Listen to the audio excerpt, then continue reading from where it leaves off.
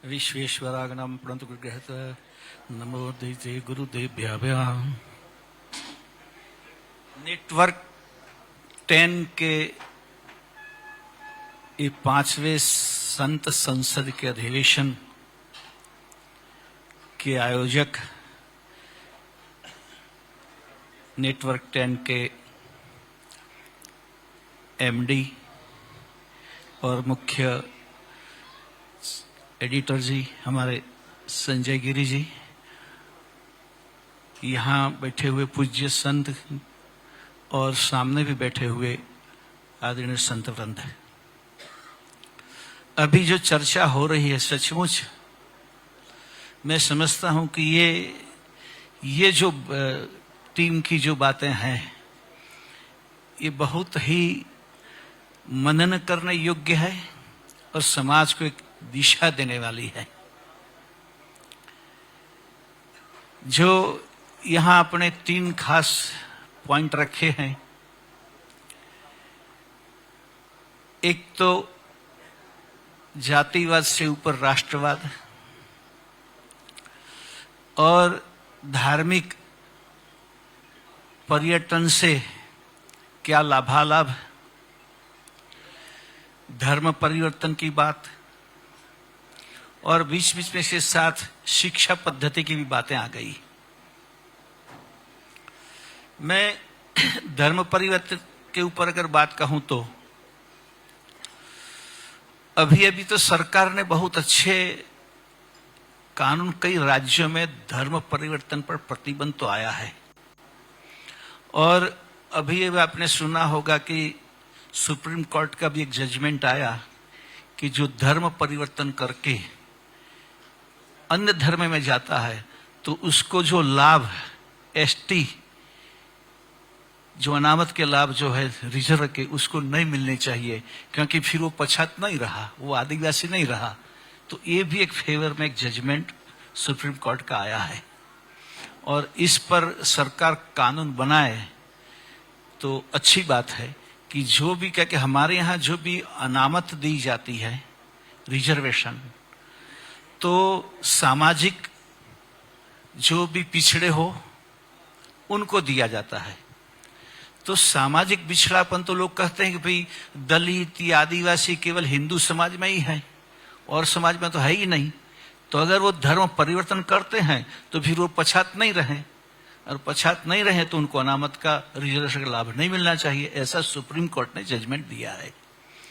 तो हम लोग एक संतों को मांग करनी चाहिए सरकार से कि जो जो सुप्रीम कोर्ट के जजमेंट के आधार पर कई कानून सरकार ने बनाए हैं, जैसे 3 तलाक का कानून जो है वो सरकार ने सुप्रीम कोर्ट के जजमेंट को वो करके ही बनाया है। राम जन्मभूमि का जो निर्माण हुआ वो भी सुप्रीम कोर्ट के जजमेंट के अधीन होकर ही किया गया है। तो सरकार को जल्द से जल्द एक कानून पारित करना चाहिए, ऐसी संत संसद की ओर से मांग होनी चाहिए कि जो धर्म परिवर्तन करे उसको जो ये पछात के लाभ जो दिए जाते हैं वो नहीं मिलने चाहिए।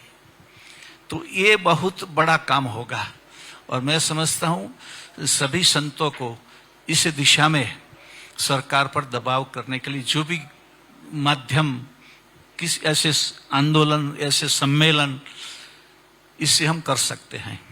दूसरी बात कि सब काम सरकार करेगी तो होगा ऐसा नहीं है, क्योंकि कभी कभी कानून तो बनते हैं। जैसे मैं गुजरात की बात करूं तो गुजरात में दारूबंदी है, गुजरात में दारूबंदी है, लेकिन हमारे ऐसी कोई भी शादी नहीं होती जिसमें दारू नहीं हो, शराब नहीं हो। तो कानून तो है। तो और प्रांतों में मानो कि मध्य प्रदेश में या राजस्थान में उसमें दारूबंदी नहीं है, तो ऐसा नहीं कि सारे के सारे लोग दारू पीते हैं या शराब पीते हैं। तो ये जागृति का सवाल है। तो सरकार कुछ भी कानून बनाए। जब आदिवासी की बात करते हैं हम कि आदिवासी स्तर में ज्यादा धर्मांतरण हो रहा है, तो मैं मेरा अनुभव कहूं कि गुजरात की बॉर्डर, मैं गुजरात से आ रहा हूं इसलिए कह रहा हूं, राजस्थान, मध्य प्रदेश और महाराष्ट्र 3 बॉर्डर गुजरात को छूती है। महाराज ये भी जो बात करते थे, तो ये तीनों बॉर्डर पूरी आदिवासी, तीनों प्रांतों से छटी हुई हमारी गुजरात की बॉर्डर जो है पूरा आदिवासी है। और वो लोग मांग भी कर रहे हैं, बिलस्तान ऐसी कुछ डिमांड भी कर रहे हैं। तो ये सारी पट्टी में मेरा भ्रमण होता है। और जैसे यहां कहा जा रहा है कि अभाव के कारण कई लोग धर्म परिवर्तन करते हैं, लेकिन मेरा अनुभव ऐसा है कि अभाव के कारण नहीं, हमारे संपर्क के अभाव के कारण वो धर्म परिवर्तन करते हैं। वो मेरा अनुभव है। मैं कई आदिवासी विस्तार में हमारे मंदिर भी है, तो जहां मैं आदिवासी विस्तार में जाता हूं वहां भी जैसे हमारे यहाँ अपनी दूसरी शहरी विस्तार में या अच्छी बस्ती में जाते हैं तो जिस तरह के संतों का सम्मान करते हैं, उनको दक्षिणा देते हैं, उसी हिसाब से वो आदिवासी विस्तार के लोग भी हमारा सम्मान करते हैं। उल्टा वहां तो और एक बड़ी मैं बताऊं कि जब हम वहां बैठते हैं तो सारे आदिवासी फूल लेकर आते हैं। और महाराज आप गए तो देखे होगा कि फूल जो है हमारे सर पर भी रखेंगे, पैर में भी रखेंगे और दंडवत करेंगे। तो उनमें पूरी तरह से संस्कार है। अब उनकी आर्थिक स्थिति वैसे ही वैसी निर्बल ही है, लेकिन हमारे संपर्क के वजह से वो पूर्णतया सनातनी है, हिंदू है, और उनको कुछ कोई भी प्रलोभन दिया जाए तो भी वो धर्म परिवर्तन नहीं करेंगे। और मैं तो केवल आदिवासी विस्तार की बात नहीं करता हूं, हमारे जो संपन्न परिवार है उस परिवार में भले ही धर्म परिवर्तन उन्होंने नहीं किया, लेकिन उनकी जो रहनी करनी से पूरा परिवर्तित हो ही गए हैं। वो नास्तिक है, न उसके घर में पूजा पाठ होते हैं, न वो मंदिर जाते हैं, न वो संत का सत्कार करते हैं। और कई जगह ऐसा हमने देखा है कि हाँ, जहां संत जिस परिवार में जाते हैं उस जो परिवार का संबंध संतों के साथ है वो निश्चित रूप से वो परिवार पूर्णतया आचरण से हिंदू है, पूर्णतया आचरण से हिंदू है। और जहां संतों का प्रभाव नहीं है या परिचय नहीं है या संपर्क नहीं है या सत्संग नहीं है, वो परिवार कहने के लिए तो हिंदू है, लेकिन अगर उनकी जीवन पद्धति देखें तो उसमें कोई हिंदू का नाम निशान नहीं मिलता है हमें। तो ये दोनों जगह हमें काम करने की आवश्यकता है। केवल पिछड़ी बस्ती में ही है नहीं, लेकिन जो हमारे लोग संपन्न है वो भले ही वो क्रॉस नहीं लटकाया उन्होंने कि ऐसे ऐसे नहीं करते, लेकिन उनका व्यवहार देखा जाए तो नाम मात्र के हिंदू है। तो सरकार कानून कुछ भी बनाए, लेकिन अगर संत सभी मिलकर इन सभी लोगों से जाना चाहिए। जैसे महाराज ने कहा कि ईसाई वहां पंजाब में आके सभा करते हैं, जहां उनका कुछ भी नहीं हो वहां भी जाके सभा करते हैं, ठीक है महाराज जी। तो फिर हमारे यहाँ तो कुछ न कुछ तो है ही, तो हमें भी वहां जाके सत्संग सभा करनी चाहिए। अभी अभी हमारे यहाँ गुजरात में कई संस्थाओं ने, कई संतों ने शुरू किया है कि सप्ताह में एक दिन तो अवश्य लोग इकट्ठे हों, क्योंकि हमारे यहाँ सांप्रदायिक इतने भेदभाव है। कोई गुरुवार को मानता है, कोई मंगल को, कोई शुक्र को, कोई शनि को, लेकिन कुछ भी हो, चाहे रविवार शनिवार सब इकट्ठे हो, हनुमान चालीसा का पाठ करें, तो इकट्ठे होंगे तो भी उसमें एक भाव जगेगा। और हम तो हमारे जहां सत्संग होते वहां कहते हैं कि अपने बच्चों को साथ लेकर ही आओ, मंदिर में दर्शन करने के लिए आओ तो भी अपने बच्चों को साथ लेकर ही आओ, ताकि उनको भी पता लगे कि भी ये मुझे मंदिर में जाना है, ऐसे प्रणाम करना है, ऐसे वंदन करना है। तो ये महाराज जी तो बड़ी अच्छी बातें कही, तीनों गुण की बात, लेकिन हम इतने तक न जाएं। रजोगुण तमोगुण तो सबका मिटाना मुश्किल है लेकिन उनको केवल धर्म से जोड़े तो धीरे धीरे रूपांतर होगा। हम ऐसी अपेक्षा नहीं करेंगे कि तमोगुण रजोगुण नष्ट हो जाए उसके बाद ही उसमें सत्वगुण आए। लेकिन क्योंकि और पर्चा चमत्कार की भी बात हुई तो हम कहते कि चतुर्वृत्ति वाले जीव हैं, विषयी भी है, अर्थार्थी भी है, जिज्ञासु भी है, मुमुक्षु भी है। तो विषयी और अर्थार्थी को भी कभी कभी कुछ तो देना पड़ता है, तभी फिर आके जब संपर्क में आएंगे तो जिज्ञासु होंगे, और जिज्ञासु होंगे तो हमारे शास्त्र को भी पढ़ेंगे, हमारे धर्म को भी जानेंगे, और तब फिर उनमें मुमुक्षुता का भी भाव पैदा होगा। तो ये प्रयत्न भी हमें अवश्य करना चाहिए। तो ये परिवर्तन की जो बात है उसको अगर संपूर्णतया उसमें रोक लगानी होगी तो केवल सरकार के कानून से नहीं होगा, ये काम केवल संत ही कर सकेंगे। और अभी जो बात एक बीच में बात हुई कि संतों का विरोध करते हैं कुछ लोग, क्योंकि अब लोगों को लगना कई राजनीतिक पार्टियां संतों को विरोध करते हैं, क्योंकि उनको लगा कि संत इकट्ठे नहीं हुए होते तो हमारा शासन पता नहीं कब तक चलता। तो ये डर तो उनको लग गया कि ये संत का इकट्ठा होना ही ये हमारी समस्या का कारण है। इसलिए उनको समाज में कैसे बदनाम करें, कैसे उनको अपमानित करें, या लोगों को ऐसे कि संत होकर राजनीति में क्यों। अरे भैया, जब राजनीति का सहयोग लेकर ही विश्वामित्र ने राक्षस का संहार किया था, अगर उन्होंने राम लक्ष्मण का सहयोग नहीं लिया होता तो फिर राक्षस का संहार कैसे होता। तो हम लोगों ने भी ऐसे लोगों का साथ लिया है कि जो हमारी संस्कृति को मानते हैं, हमारे संस्कार को मानते हैं, हमारे धर्म को मानते हैं, ताकि राक्षसों का विनाश ही करना है। जो लोग हिंदू विरोधी हैं, सनातन विरोधी हैं, क्योंकि राक्षस क्या करते थे, हवन में हड्डियां डालते थे और जो भी कार्य करते थे, तो आज भी जो कार्य करते हैं उनको हम राक्षस ही समझते हैं। जो सनातन को एक तरह का वायरस समझता हो या सनातन एक तरह की बीमारी समझते हो, तो उनके सामने ये सभी ऋषियों को भी ऐसे लक्ष्मण और राम की जरूरत पड़ेगी तो उनके पास हम भी जाएंगे। अगर तुम राम लक्ष्मण बन सकते हो तो हम तुम्हारे साथ भी आएंगे। इसीलिए ये धर्म, ये जो, इससे संतों को डरने की जरूरत नहीं है, मैं ऐसा समझता हूं। हम एक बात जरूर है कि भाई तुम भी आओ। अभी अभी हमारे यहां ये स्थानीय एकाएक का चुनाव गया गुजरात में, तो कई लोग आए थे कि महाराज जी हम लोग को भी आशीर्वाद दीजिए। हमने आशीर्वाद देना हमारा काम है, लेकिन तुम्हारी ऐसी कैसी योग्यता है कि तुमको आशीर्वाद दें। तुम शिवरात्रि पर मंदिर में नहीं आते हो, दिवाली तुम मनाते नहीं हो, और इत्यादि पार्टी में तुम जाते हो जाली वाली टोपी लगा के, तो फिर उसको आशीर्वाद कैसे दिया जाए। तो ये बात के भी तुम आशीर्वाद लेने के पात्र बनो, क्योंकि हमारा तो नियम है बिना पात्रता तो कुछ मिलता नहीं है। तो पात्रता तुम प्राप्त करो। जिन लोगों ने पात्रता प्राप्त की है उसका हम सहयोग जरूर करेंगे। अभी जो बंगाल की चर्चा हुई, तो बंगाल में हम चुनाव के पहले गए थे। अखिल भारतीय संत समिति ने वहां एक बड़ा सम्मेलन किया था, और धर्मादेश नाम से वहां करीब 1200-1400 संत बंगाल के इकट्ठे हुए थे कलकत्ता में।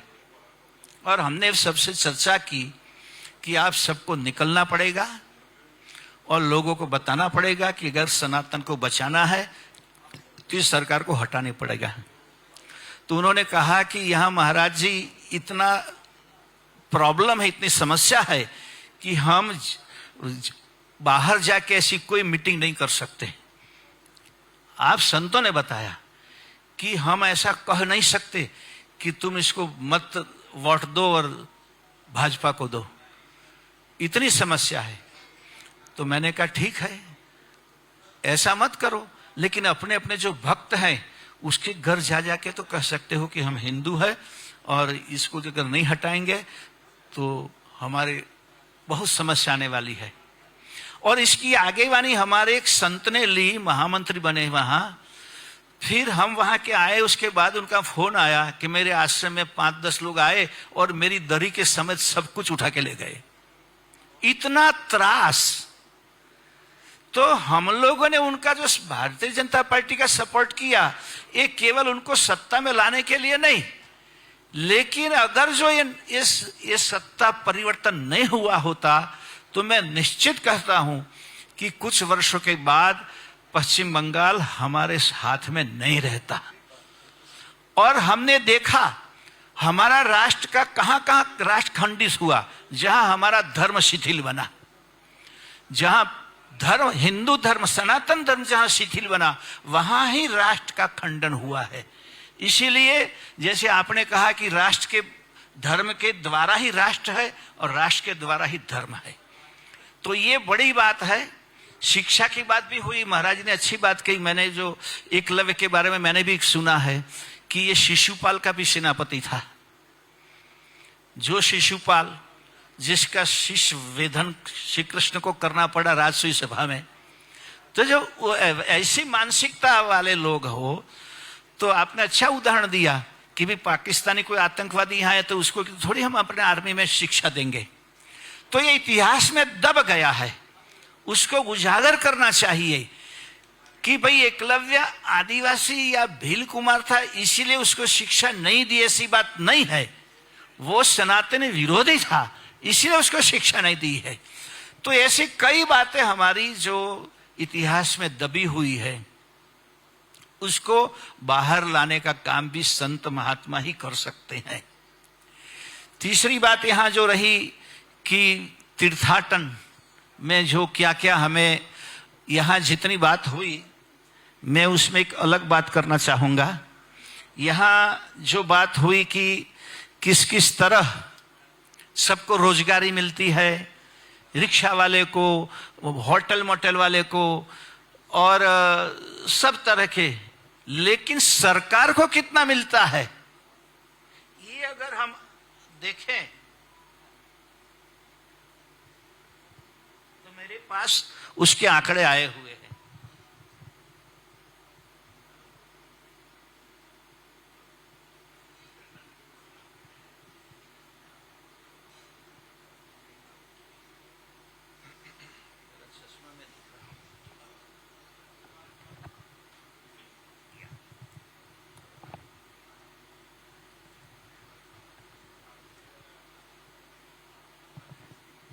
हिंदू त्योहारों से, हिंदू तीर्थों से सरकार को कितना मिलता है। एक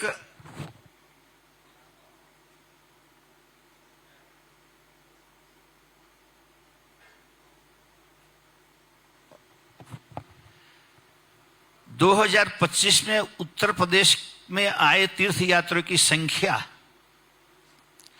165 करोड़ यानी कुंभ को मिलाकर, और ये दर्शन के लिए 25 करोड़ लोग तो अयोध्या राम जन्मभूमि गए। आप सबको मालूम होगा कि जैसे स्पिरिचुअल टूरिज्म में सबसे बड़ा नाम था मक्का मदीना का पहले नंबर में, दूसरा जो था वो रोम का, और तीसरा हिंदुस्तान में तिरुपति का। लेकिन इस समय अयोध्या सबसे पहले आ गया है। वर्ल्ड वाइड जो है फिगर्स है उसमें अयोध्या सबसे पहले आ गया है। तो इसमें ये सभी तीर्थों में से जीएसटी जो सामान बिका वो तो सरकार को जीएसटी मिलते न, तो 54,000 करोड़ की जीएसटी 2025 को सरकार को प्राप्त हुई। अब सरकार ने जो इन्वेस्ट किया उससे तो कई गुना इसको जीएसटी मिली है। बाकी लोगों को जो रोजगार मिला है बात दूसरी है, लेकिन सरकार को आमदनी हुई है। कहते हैं कि कुंभ में सरकार ने 4,000 करोड़ का इन्वेस्ट किया था प्रयाग में, इसके सामने 54,000 करोड़, तो 54,000 करोड़ में से आधी जीएसटी तो प्रांत को मिली और आधी केंद्र को। तो भी आप देखिए कि करीब 26,000 करोड़ जीएसटी प्रत्येक को मिली। अब आप देखिए कि दिवाली हिंदू मनाते हैं, और हमारे यहाँ एक परंपरा है कि दिवाली पर सोना चांदी की खरीदी करते हैं। तो सोना चांदी की खरीदी 2025 में जो हुई उसका आंक है 6,05,000 करोड़ का सोना चांदी भारत में हिंदुओं ने खरीदा। 6,05,000 करोड़ इतने सोना। अब हमारे रक्षा मंत्रालय का बजट ही 6 लाख करोड़ है, तो इतनी आमदनी, तो इस पर जीएसटी कितनी मिली?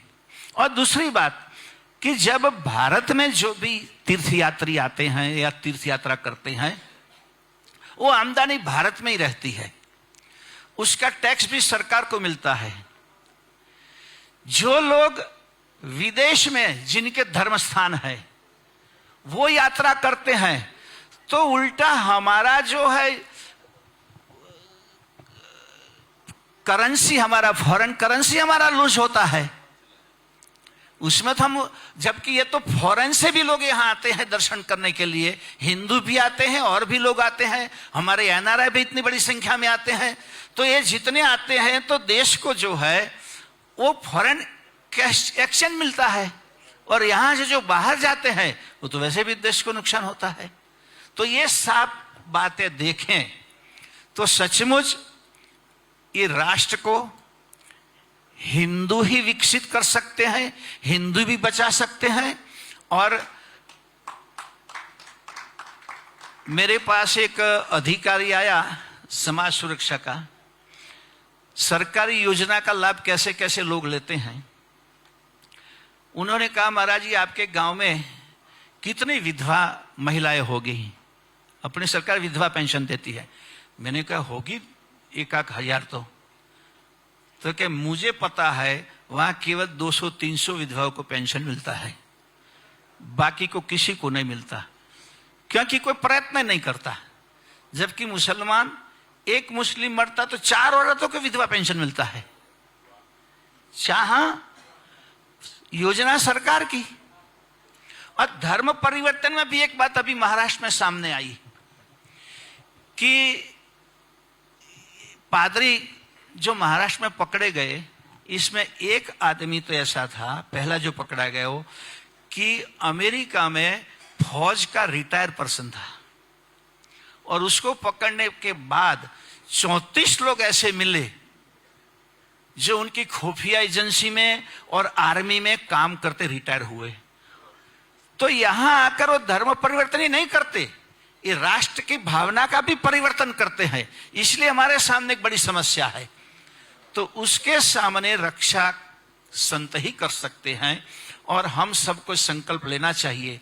आज नेटवर्क 10 के माध्यम से जब हम इकट्ठे हुए हैं और इस प्रश्न की इतनी गहन चर्चा हो रही है, तो इसको अत्यंत गंभीर मान के हमें राष्ट्र बचाना है, धर्म बचाना है। देखिए, जब पाकिस्तान बना तो कई हमारे भव्य मंदिर थे, छोड़ के हम चले आए यहाँ, और आज वो मंदिरों में पता नहीं क्या क्या हो रहा है, कोई देखने भी नहीं जाता है।